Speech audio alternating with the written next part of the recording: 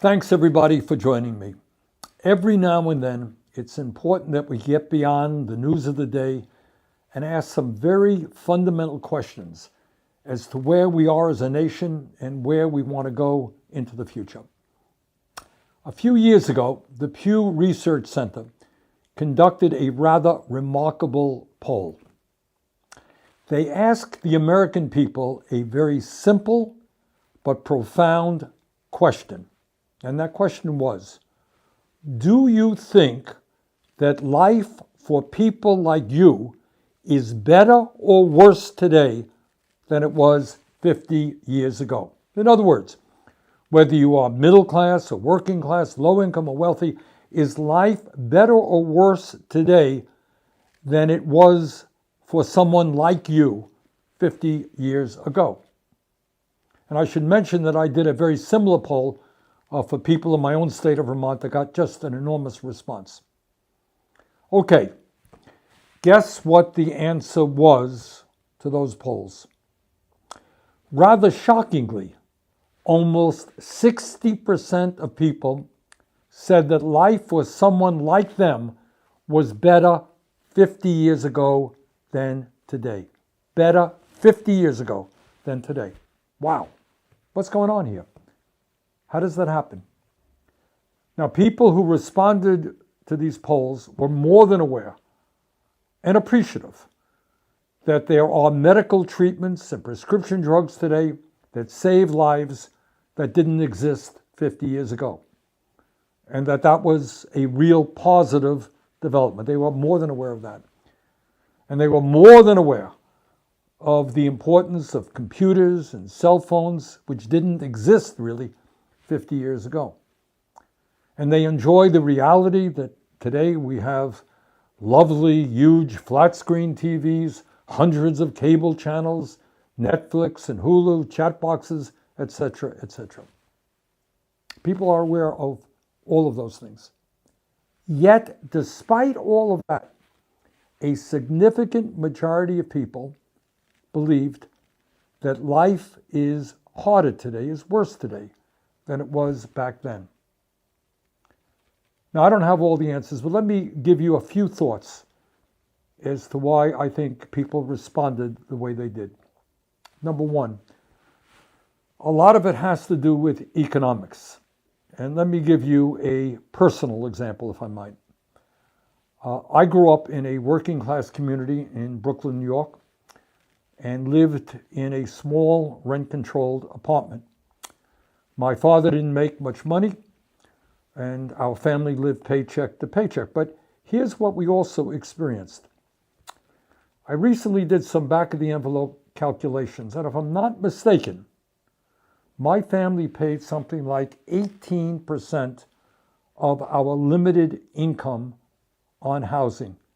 18%. Do you know anybody today who pays 18%? I doubt it. More likely, people are paying 40, 50% or even more, which means that they have less money available for other basic necessities. Further, my older brother went to a very fine public college, Brooklyn College, and do you know what he paid in tuition? How much did he pay to go to college? Zero. He lived at home a few miles away from school, which meant that he was able to get a very good quality higher education for free. And by the way, if one of us got sick, believe it or not, there was a neighborhood doctor, and as often as not, that doctor would make a house call, check up on the family. Further, and this is really interesting to note, in my neighborhood, in my household, and in fact, in most communities throughout America, 50, 60 years ago, the reality was that one person in the family, and in those days it was almost always the man, could earn enough money to pay the bills.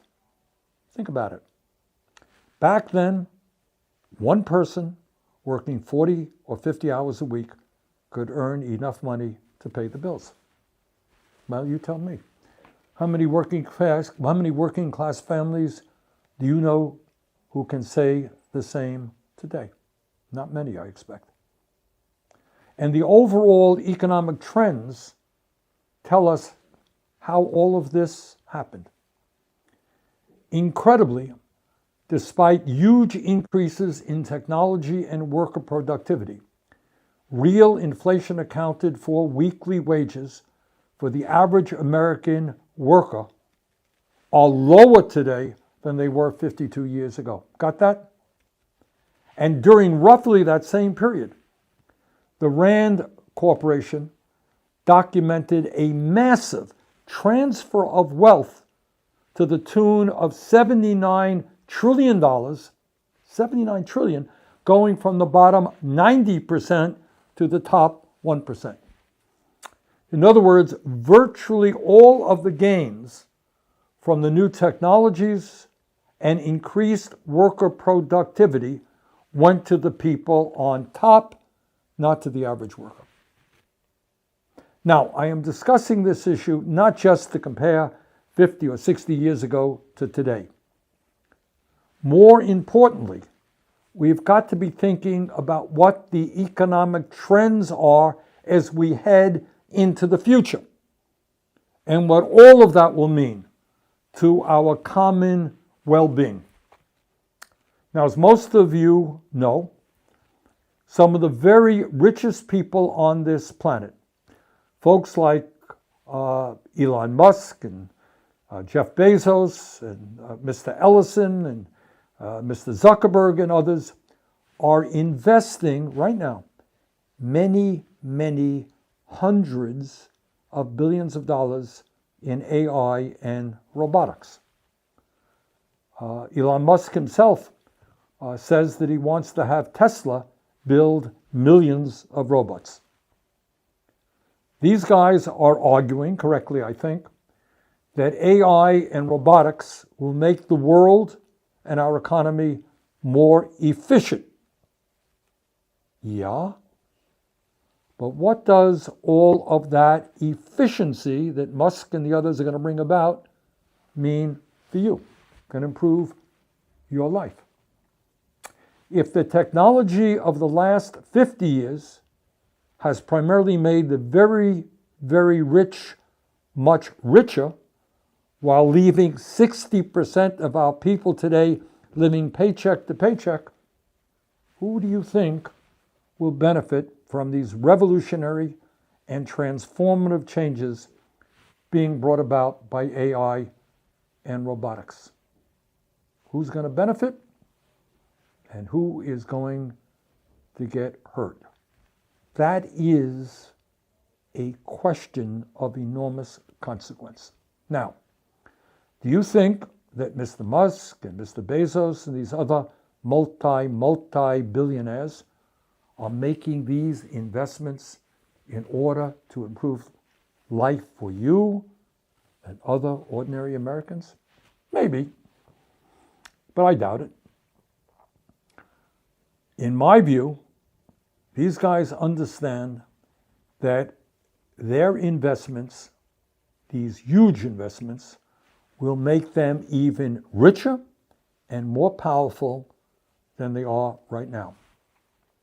In fact, as some economists have pointed out, these investments will result in significant labor cost reductions as AI and robotics replace tens of millions of human workers.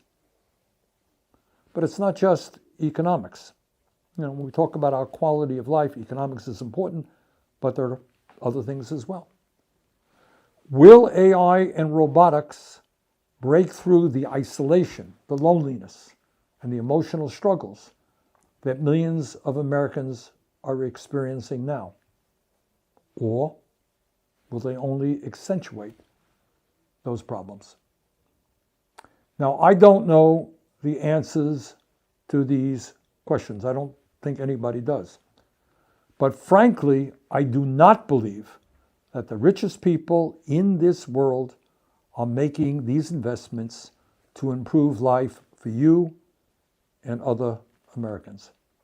I think they're in it to make themselves even richer and more powerful than they are right now. Bottom line is that this is an issue of enormous consequence. I mean, we're talking about the future of civilization here. And I got to tell you, it is an issue that we are absolutely not discussing enough. So I would love to hear from you. What do you think about the impact that AI and robotics will have on your life, on your community, on this country, on the world? Comment below, if you will. Comment below this video with your thoughts, and I look forward to reading them and seeing them. So thanks all very much for being with me today. Look forward to seeing you soon. Take care.